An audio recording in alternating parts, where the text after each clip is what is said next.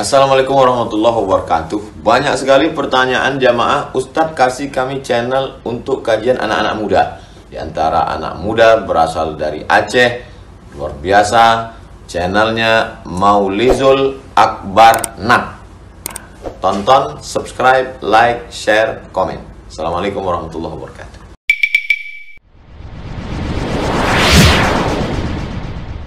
InsyaAllah kalau tidak ada perubahan apapun, tanggal 8 Juni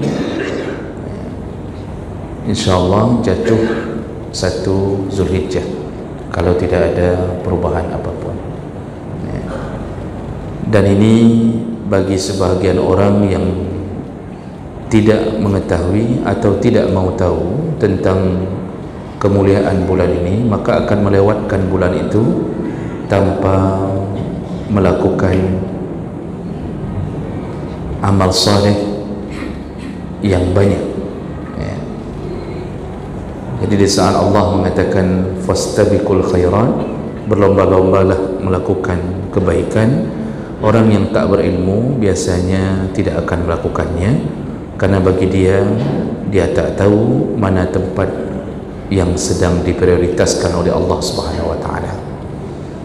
Jadi di antara salah satu hak Allah melebihkan antara satu bulan dengan bulan yang lain,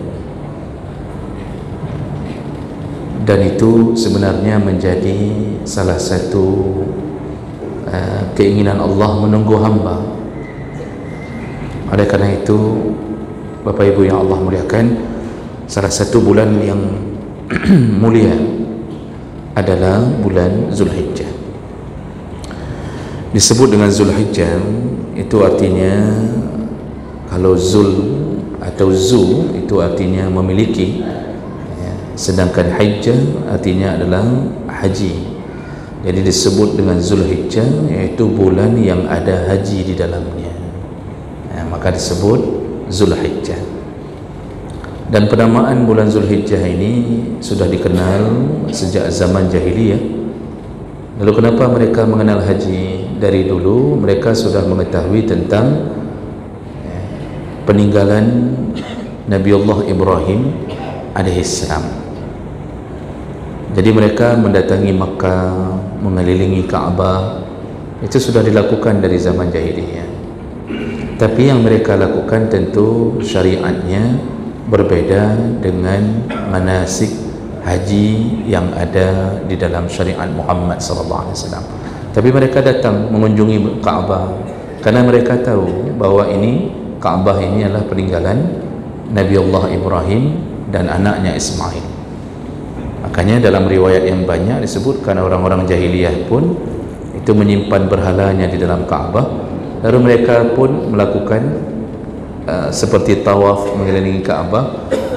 Bahkan mereka ada ritual melakukan tawaf sambil telanjang.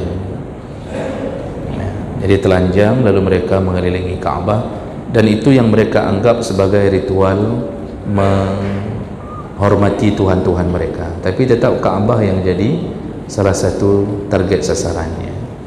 Jadi Ka'bah itu dari dulu sudah dimuliakan dengan berbagai pemahaman yang berbeda. Nah, kemudian baru muncul syariat haji kepada kita dengan tuntunan syariat melalui manasiknya.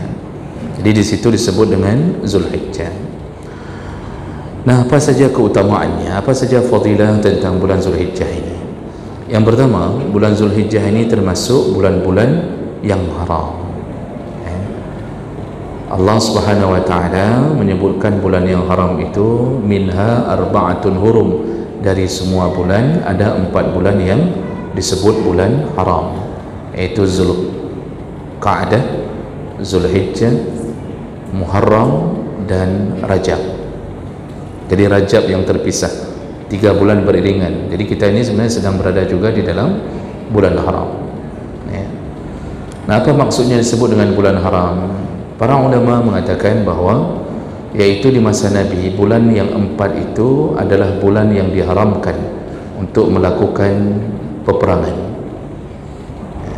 Jadi ada sebuah larangan atau pantang larang, kalau sudah datang 4 bulan ini maka semua perang ditunda,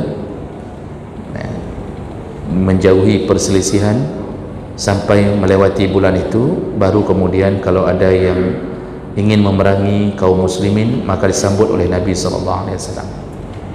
Nah, jadi selain bulan haram, Nabi welcome kepada yang mau mencoba ketegaran umat muslimin yang mencari kesyahidan. Bahkan dalam bulan Ramadan, karena Ramadan tidak masuk bulan haram, beberapa perang itu terjadi dalam bulan Ramadan, termasuk perang Badar. Perang Badar dalam Ramadan. Jadi orang puasa tapi berperang. Hari ini kan hal yang seperti itu sangat aneh bagi kita dengarkan. Kita tidak akan mau berperang sedang puasa. Dulu Nabi puasa tapi melayani perang. Arti melayani perang, Nabi tak pernah memulai perang yang sifatnya menzalimi yang lain, tidak pernah. Selalu menerima ajakan ketika dizalimi. Nah, jadi Zulhijjah termasuk salah satu bulan haram. Artinya bulan ini, bulan Zulhijjah nanti adalah salah satu bulan yang mulia, yang kalau kata Ibnu Abbas dalam salah satu riwayat, orang yang melakukan amal saleh dalam bulan-bulan haram pahalanya dilipat gandakan, dan orang yang melakukan maksiat di dalam bulan-bulan haram maka dosanya pun dilipat gandakan. Jadi ini keutamaan yang pertama. Kemudian bulan Zulhijjah juga termasuk bulan yang ditafsirkan oleh para ulama, yang dimaksud oleh Allah dalam kalimat wal fajri wa layalin ashar. Jadi Allah bersumpah dengan fajar, juga Allah bersumpah wa layalin ashar, dengan malam yang 10. Nah, malam yang 10 ini ada beberapa tafsiran. Di antaranya para sebagian ahli tafsir mengatakan yang dimaksud adalah 10 hari pertama bulan Zulhijjah. Ada juga tafsiran yang mengatakan yang dimaksud adalah 10 hari terakhir Ramadan. Ada juga yang mengatakan bahwa 10 hari pertama bulan Muharram. Karena dalam bahasa Arab untuk menyebut hari pun diwakili dengan kalimat lail. Karena mulainya hari adalah dengan pergantian malam. Jadi jemaah berkata Allah, dalam banyak riwayat para jumhur ulama ahli tafsir menyebutkan bahawa makna wal fajri wa layalin ashar, demi subuh dan demi malam yang 10, lebih banyak yang mengatakan yang dimaksud adalah kemuliaan 10 hari pertama bulan Zulhijjah. Dan ini dikutip juga di dalam tafsir Ibnu Katsir. Ibnu Katsir menyebutkan walayalil ashar al murad biha ashru Zulhijjah, yang dimaksud dengan malam yang 10 adalah 10 hari pertama bulan Zulhijjah, kama qalahu Ibnu Abbas. Dan ini juga yang disebut oleh Ibnu Abbas wa Ibnu Zubair wa Mujahid, dan disebutkan oleh beberapa sahabat tentang maksud walayalin ashar adalah 10 hari pertama bulan Zulhijjah. Dan tentunya Allah Subhanahu wa taala ketika bersumpah dengan sesuatu yang bentuknya benda, bentuknya bulan atau waktu, maka itu sudah cukup menunjukkan bahawa Allah ingin menjadikan kebesarannya terwakili dengan benda-benda yang dijadikan sebagai fasilitas sumpahnya. Jadi Allah kalau bersumpah di atas nama sesuatu, Allah ingin menunjukkan keistimewaan sesuatu tersebut. Jadi ini menunjukkan kemuliaan bulan awal 10 hari pertama bulan Zulhijjah. Nah, kemudian kemuliaan berikutnya yaitu di dalam bulan Zulhijjah ini berkumpulnya amal-amal ibadah yang paling utama. Jadi yang besar-besar banyak berkumpulnya di dalam bulan Zulhijjah. Mulai dari amalan yang rutinitas itu tetap dilakukan, adanya salat, kemudian adanya puasa. Nanti sunnah puasa akan kita jelaskan berikutnya. Puasa 10 hari pertama, 9 hari pertama. Kemudian adanya amal haji, dan ini termasuk salah satu jihad yang paling besar bagi yang berhaji. Dan bagi kita yang ditinggalkan atau tidak berhaji, maka kita diberi kesempatan beramal dengan melakukan kurban atau udhiyah. Ini akan kita jelaskan kemudian. Jadi jemaah maka Allah SWT, berkumpulnya beberapa amal besar itu di dalam bulan Zulhijjah. Dalam Ramadan juga punya keistimewaan, tapi amal saleh itu lebih banyak yang bentuknya berbagai bidang amal saleh berkumpulnya di dalam Zulhijjah. Haji tak dilakukan dalam Ramadan, kurban tak ada dalam Ramadan, tapi puasa ada dalam Zulhijjah. Dan amal-amal yang rutinitas juga masih bisa lakukan Zulhijjah. Tapi ada amalan yang tak ada dalam Ramadan, ada di dalam Zulhijjah. Oleh karena itu, Rasulullah SAW mengatakan bahawa antara bulan Zulhijjah dan bulan Ramadan itu pahalanya tidak berkurang. Ini keutamaan berikutnya, bahawa di dalam bulan Zulhijjah dan bulan Ramadan itu pahalanya sama-sama besar. Rasulullah mengatakan dalam hadis riwayat Bukhari Muslim dari Abu Bakrah radhiyallahu anhu, qala Rasulullah sallallahu alaihi wasallam, syahrani la yanqusan. Kata Rasulullah, ada 2 bulan yang pahalanya tidak berkurang. Apa dia? Syahr Aidin, yaitu bulan kedua bulan itu ada hari raya di dalamnya. Yang pertama Ramadan, yang kedua Zulhijjah, kata Rasulullah. Hadis Bukhari Muslim. Dari keterangan ini kita tahu bahawa Nabi ingin memberitahu kita, jangan lewatkan Zulhijjah seperti engkau tidak melewatkan Ramadan. Sayangnya orang kan terpaku pada kemuliaan Ramadan, sehingga banyak yang tak tahu yang datang ke depan ini selevel dengan Ramadan. Makanya Nabi menyebutkan 2 bulan ini la yanqusan, tidak berkurang pahala. Artinya tentu punya kelebihan masing-masing, tapi sama-sama punya pahala besar. Mana dia? Yaitu bulan yang ada hari raya di dalamnya.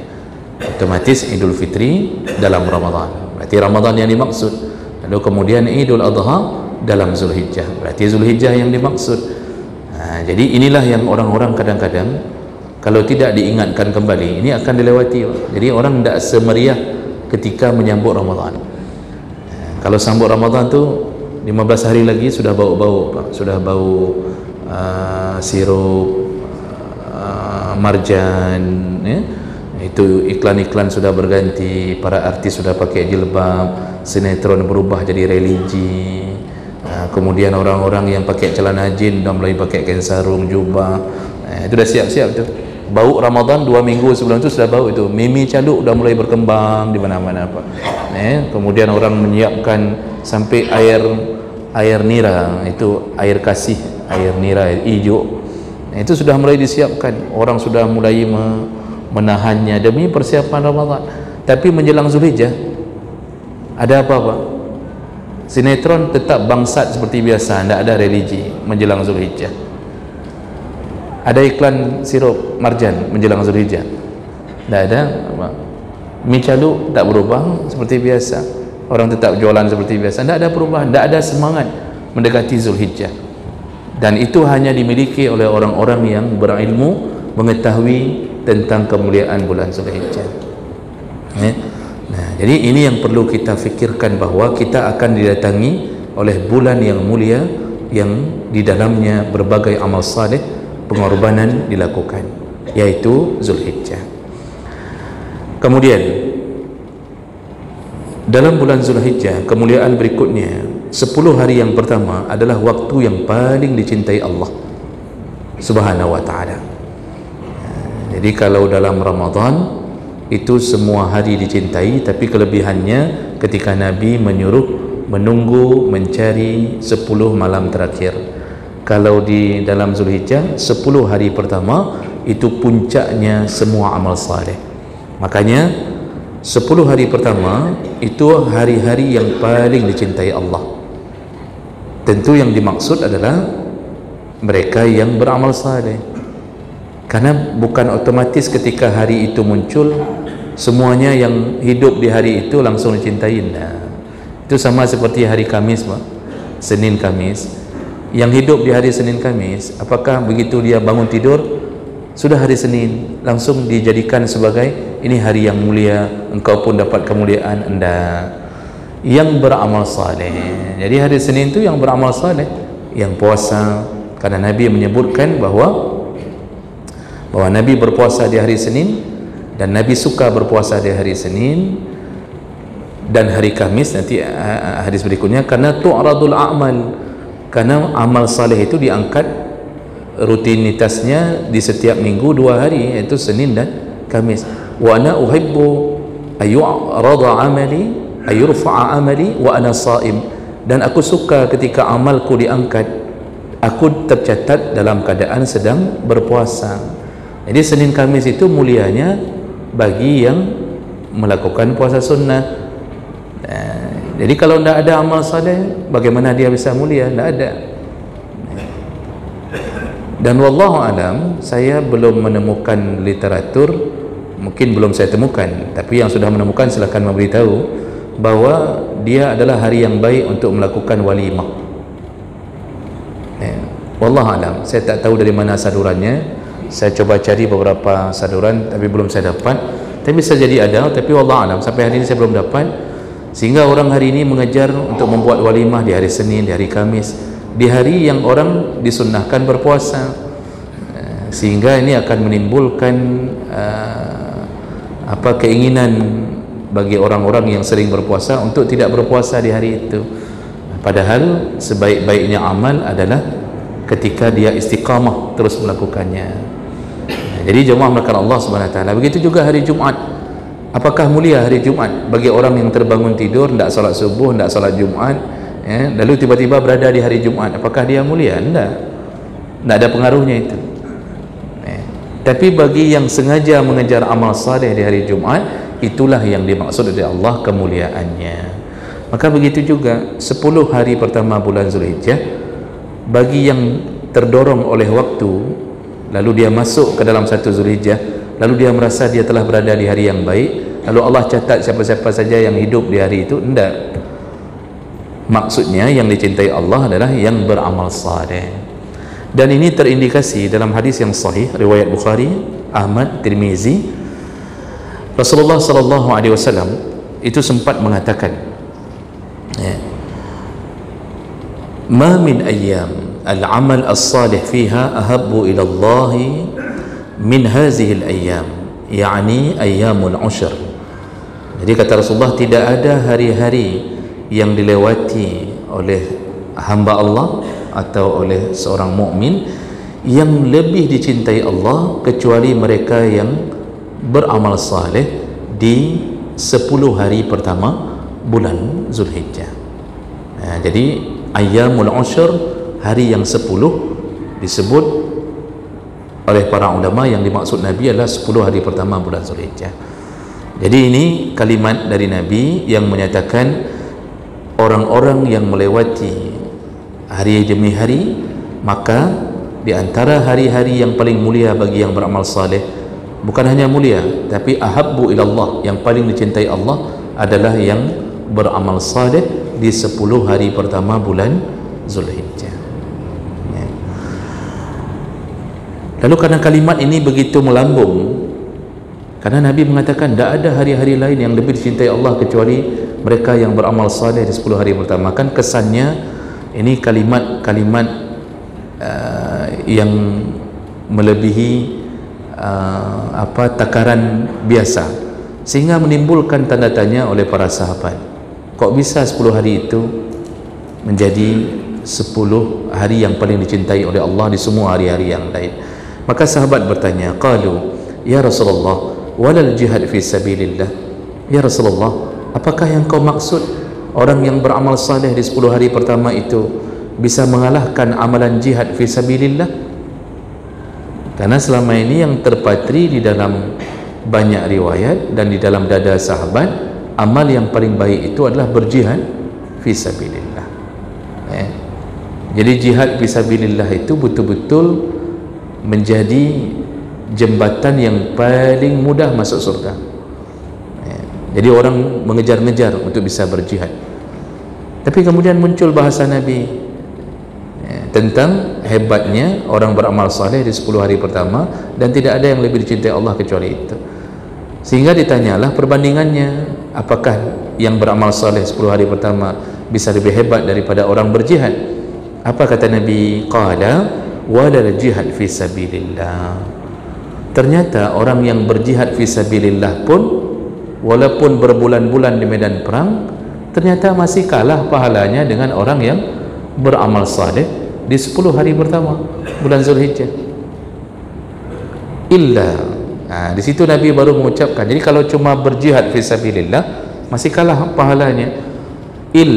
Kecuali kata Nabi, rajulun kharaja binafsih, kecuali seseorang yang berjihad itu dia pergi dengan jiwanya, wa malihi, lalu dia membawa hartanya, falam yarji' min zalika bisyai, dan tidak pernah kembali ke kampung halamannya, dia yang bisa mengalahkan pahala orang yang beramal 10 hari pertama bulan Zulhijjah. Jadi kalau begitu Pak, kita bisa ambil kesimpulan bahwa dari hadis Nabi ini, orang yang cuma berjihad, pergi dengan jiwanya, artinya dia membawa dirinya, siap-siap dia korbankan dirinya, lalu dia pergi dengan hartanya, dia beli kuda, dia beli baju besi, dia membawa pedang, dia membawa perbekalan, makan minum, itu semua harta dia bawa untuk berjuang fi sabilillah. Tapi ternyata mereka tidak syahid di medan perang itu, balik lagi itu ke rumah selamat. Karena masalah syahid tak syahid itu kan keputusan Allah kepada mereka. Kalau malah mensyahidkan diri dengan membunuh diri, malah fatal. Jadi mereka ini kembali lagi ke kampung halamannya, walaupun dengan luka-luka di tubuhnya, tapi kembali selamat. Harta bahkan bisa dapat lebih banyak daripada harta ghanimah itu, harta rampasan perang. Nah, orang yang begini walaupun 3 bulan 4 bulan di medan jihad, ternyata kata Nabi pahalanya masih di bawah pahala yang beramal saleh di 10 hari pertama bulan Zulhijjah. Berbeda dengan orang yang tadi berjihad, pergi dengan jiwanya, pergi dengan hartanya, tapi syahid di medan perang, gugur di medan perang dalam keadaan syahid. Pahala syahidnya itulah yang bisa mengalahkan pahala orang yang beramal saleh di 10 hari pertama bulan Zulhijjah. Begitu kata Nabi besarnya pahala amal saleh di 10 hari pertama tersebut. Jadi ini menjadi sebuah kabar gembira bagi kita untuk bersiap-siap menyongsong 10 hari pertama bulan Zulhijjah. Nanti ini dikuatkan dalam hadis yang lain, riwayat Bukhari, Abu Daud, Tirmizi, Ibnu Majah, Ad-Darimi dengan derajat yang sahih. Nabi juga pernah berkata, ma min amalin azka indallah azza wa jalla wala a'zamu ajran min khairin ya'malhu fi ashrin al-adha. Tidak ada amalan yang lebih suci di sisi Allah, dan tidak ada amalan yang lebih besar pahalanya di sisi Allah, kecuali yaitu kebaikan yang dilakukan pada 10 hari pertama di Adha, hari-hari Adha. Hari-hari Adha itu maksudnya hari-hari menjelang pengorbanan. Jadi ini menguatkan tentang hebatnya, dahsyatnya, agungnya amal saleh yang dilakukan di 10 hari pertama bulan Zulhijjah. Nah, tentu berikutnya kita akan bertanya-tanya, amal saleh apa sehingga membuat orang mendapatkan kemuliaan di 10 hari pertama bulan Zulhijjah itu. Pertama, amal saleh yang paling besar adalah perjuangan melakukan haji, dan tentu di dalamnya umrah, ya. Sehingga rukun Islam yang kelima ini disebut oleh Nabi SAW, al-umratu ila al-umrati kafaratun lima bainahuma wal hajjul mabrur laisa lahu jaza illa al-jannah. Kata Rasulullah, dari satu umrah ke umrah yang lain bisa menjadi penebus dosa atau penggugur dosa. Kemudian orang yang hajinya mabrur tidak layak mendapatkan pahala Allah kecuali langsung surganya. Ini bahasa ini menunjukkan mulianya amalan haji dan umrah yang ada di dalamnya. Nah, Bapak Ibu yang Allah muliakan, bagaimana amal ini tak mulia?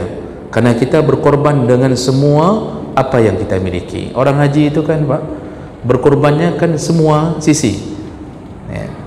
Kita di sini solat, orang haji pun berkorban dengan fisiknya untuk solat.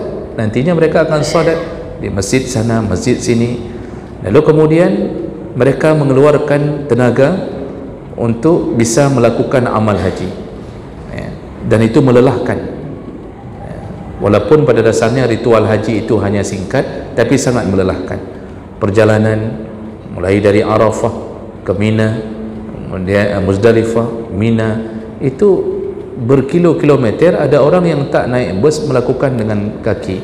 Setelah mengalami hari-hari yang menyulitkan, berkumpul di antara ribuan manusia, bertahan untuk tetap melakukan amal saleh dengan desakan, dengan macetnya keadaan, WC kadang-kadang antri, itu sudah cukup bagi Allah. WC antri saja sudah cukup untuk berjuang, Pak. Orang musafir saja, kata Rasulullah, musafir itu kenapa doanya mudah diterima Allah? Karena dia mendapatkan qita'atun minal azab. Musafir itu dapat potongan azab. Sepotong azab diberikan kepada para musafir. Orang haji, musafirnya bala lama. Itu sekarang kita lumayan pakai pesawat. Dulu orang berhaji, waktu masa Nabi itu dengan kenderaan melewati pegunungan, bukit, padang pasir, lalu berkembang mulai bisa di tahun-tahun setelah ditemukannya kapal air berangkat, tapi berbulan-bulan di tengah laut untuk bisa mencapai dengan berbagai fasilitas. Itu berat sekali, Bapak Ibu. Maka perjuangannya benar-benar berat, ya. Kami saja itu berangkat dari Mesir, dari Kairo, berangkat haji, ya, itu 3 hari 3 malam di atas kapal air, Pak. Ya. Berangkat dari Mesir, dari Kairo ke Jeddah, 3 hari 3 malam di atas kapal air membelah Lautan Merah. Apa yang terjadi, Pak? Indomie yang kami bawa untuk bisa menghidupi, yang namanya mahasiswa nak ada uang untuk berangkat, beasiswa tak banyak, Pak, ya, tak cukup. Jadi kami memanfaatkan untuk kadang-kadang berhutang sama anak-anak yang baru datang, jadi kita sayang-sayang agar diberi hutang supaya bisa berangkat haji. Karena tak ada uang, sewa kapal airnya itu di lapisan paling bawah di kapal, Pak, di pantatnya kapal. Tak ada kursi, tak ada apa-apa, tidur. Jadi kita di bawah air, ada jendela, kalau lihat semuanya air, tak nampak udara. Apa yang bekal makanan? Mau beli makanan di kapal tak sanggup, tak sanggup beli. Akhirnya bawa, keringkan apa-apa yang ada, roti kami keringkan semua, nanti tinggal celup-celup dalam air. Indomie ada di Mesir, kami bawa Indomie. Sayangnya restoran tak lagi menjual air panas, beli air panas pun tak boleh. Apa yang terjadi? Rendam dengan air putih, Pak. Bayangkan Indomie direndam dengan air putih biasa, berapa jam baru melar dia itu. Waktu masuk WC, mengapung-apung dalam kapal, Pak. Masuk WC, sebelum masuk itu sudah ada sisa-sisa zaman keemasan orang. 3 hari 3 malam seperti dalam penjara. Itu mahasiswa berangkat kalau haji. Itu baru tahun yang sudah ada kapal, kemajuan segala macam. Bagaimana orang-orang terdahulu? Jadi benar-benar berkorban untuk berhaji itu. Belum lagi korban perasaan waktu berangkat, bus berangkat, anak kita melambai-lambai dari luar bus, diiringi dengan air mata. Ibunya melambaikan tangan dari luar jendela, lalu terisak tangis. Ayahnya pun tak tahan, mengingat 40 hari tak bertemu. Padahal tadi di bawah bus sudah dipesan, nanti mungkin kalau mamak tak ada lagi, ayah tak ada lagi, jaga adikmu baik-baik, kami tak tahu apakah kami kembali. Mamak ada simpan wang di bawah WC sebanyak begini, jangan kasih tahu bapakmu, karena dulu bapakmu pernah main judi dengan wang itu. Sampai segitunya, Pak. Jadi semuanya perasaan terkorbankan. Makanya kadang-kadang gara-gara ini kita dibuai setan. Waktu di Padang Arafah sibuk dengan selfie, video call dengan anak di kampung, kasih tahu, nak, ini mamak nih sedang di Padang Arafah sama bapakmu nih, kami keliling-keliling untuk mencari Jabal Rahmah.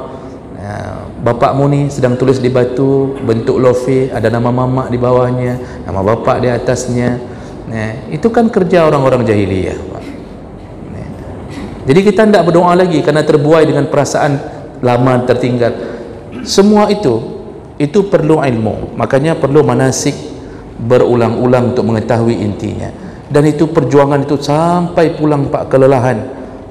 Betul-betul harta dikorbankan, kemudian jiwa, semuanya dikorbankan. Makanya Zulhijjah, baru satu amal haji saja, itu sudah terlalu besar bagi Allah pengorbanan seorang hamba. Hamba Allah hanya berharap ridha Allah Subhanahu wa taala, tak berharap lain. Nah, kemudian bagi kita yang tak berhaji, itu mulailah berpuasa, sunnah berpuasa 9 hari pertama dari Zulhijjah. Berdasarkan hadis Nabi sallallahu alaihi wasallam, dari beberapa isteri Nabi menyebutkan, ini hadis riwayat Abu Daud dengan derajat yang sahih. Kana Rasulullah sallallahu alaihi wasallam yasumu 9 Zulhijjah wa yauma Asyura wa 3 ayyam min kulli syahr awal isnin min syahr wal khamis. Jadi kata Rasulullah, kata isteri-isteri Nabi, Rasulullah itu senantiasa berpuasa 9 hari pertama bulan Zulhijjah. Nanti juga Nabi kadang sering berpuasa hari Asyura dan sering berpuasa 3 hari di setiap bulan. Jadi yang mau disebutkan bahwa dari hari pertama Zulhijjah masuk Zulhijjah, kalau tidak ada perubahan nanti 8 Juni, itu bersiap-siaplah untuk berpuasa sunnah. Dan insya-Allah panitia masjid itu akan menyediakan bukaan puasa, Pak, di masjid kita. Menyediakan bukaan puasa, tapi tidak wajib buka di sini. Cuma saya mau bilang panitia menyiapkan bagi kita semuanya untuk mendapatkan pahala double. Selain berbuka puasa, maka mari kita berkorban untuk memberi makanan orang yang berbuka puasa. Nanti panitia akan membuka lowongan kerja, membuka lowongan untuk infak yang ingin menghidupkan bukaan puasa di 9 hari pertama dalam bulan Zulhijjah. Bisa jadi, Pak, di antara kita ada yang tak sanggup puasa kerana umur kita yang lanjut.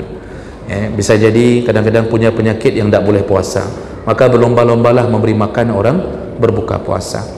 Mereka senang, maka pahalanya juga akan didapatkan oleh orang yang memberi tersebut kalau dia punya uzur tak bisa puasa. Tapi kalau dia bisa puasa tapi tak puasa-puasa, dia cuma dapat pahala sedekah. Tapi kita yang keinginan kita berpuasa tapi terhalang dengan uzur, memberi makanan orang berbuka puasa, insya-Allah pahala puasanya pun diberikan Allah kepada orang yang memberi itu. Jadi mari kita bahagiakan orang-orang yang berpuasa. Bukan hanya membahagiakan, kita pun ramaikan untuk berpuasa di 9 hari pertama bulan Zulhijjah. Sekali lagi, yang tak puasa kita juga bisa mendapat pahala dengan memberi makan orang yang berpuasa. Jadi kalau orang yang puasa ni senang ketika berbuka, maka Allah pun senang dengan orang yang memberi fasilitas kesenangan itu. Jadi kalau bisa, Pak, 9 hari pertama ni berpuasalah, kemudian ramaikan masjid dengan bukaan puasa hasil sedekah kita. Kita buat orang buka puasa, tiap hari buka puasa dengan makanan yang membuat mereka lupa daratan. Bedo je punya bahasa kita. Nah, jadi ini nanti hari 9-nya disebut dengan hari Arafah. Hari puncak terakhir puasa itu disebut dengan hari Arafah. Puasanya puasa Arafah. Orang yang berpuasa Arafah, maka Allah berikan fadilah yang lain yang lebih, yaitu ketika Nabi ditanya wasu'ila an saumi yaumi Arafah, Nabi ditanya tentang kelebihan orang yang berpuasa Arafah, faqala yughfaru as-sanah al-madiyah wal baqiyah, dia akan mengampunkan dosa setahun yang belakang dan setahun yang ke depan. Apa maksudnya setahun belakang, setahun ke depan? Diampunkan dulu setahun, kemudian ditambah lagi setahun, nanti 2 tahun diampunkan dosa. Kalau setiap tahun kita puasa Arafah diterima Allah, berarti tiap tahun kita dihapuskan dosa 2 tahun, 2 tahun, 2 tahun. 30 tahun kita puasa Arafah, berarti 60 tahun dosa kita sudah terhapus. Maka masuklah surga lempang tanpa ada lagi catatan dosa dari hasil pemberian Allah melalui puasa Arafah. Kalau tidak sanggup puasa setiap hari, kalau tidak sanggup, paling kurang puasalah Arafah saja. Kalau tidak sanggup, Pak, tidak sanggup ya, kita betul-betul terbeban dengan kerja, paling kurang ambil jaga-jaga puasa Arafah saja. Kalau sanggup setiap hari, tak sanggup ambil yang Senin Kamis yang ada di dalamnya juga okey. Tak sanggup juga paling kurang puasalah hari ke-9-nya. Begitu, mudah-mudahan kita bisa memuliakan Zulhijjah dengan cara seperti itu ya. Kemudian perbanyaklah sedekah, karena ini bulan haram, dilipat gandakan pahalanya. Perbanyaklah sedekah ya, terutama tadi yang seperti kita sebutkan, yaitu memberi makanan untuk orang yang berpuasa. Baik, inilah hal yang bisa kita gambarkan di malam ini tentang kemuliaan Zulhijjah, dan insyaAllah minggu depan kita akan masuk pembahasan khusus tentang kemuliaan kurban dan beberapa hukum yang perlu diketahui. Mudah-mudahan bermanfaat. Subhanakallahumma bihamdik, asyhadu an la ilaha illa anta, astaghfiruka wa atubu ilaik. Wassalamualaikum warahmatullahi wabarakatuh.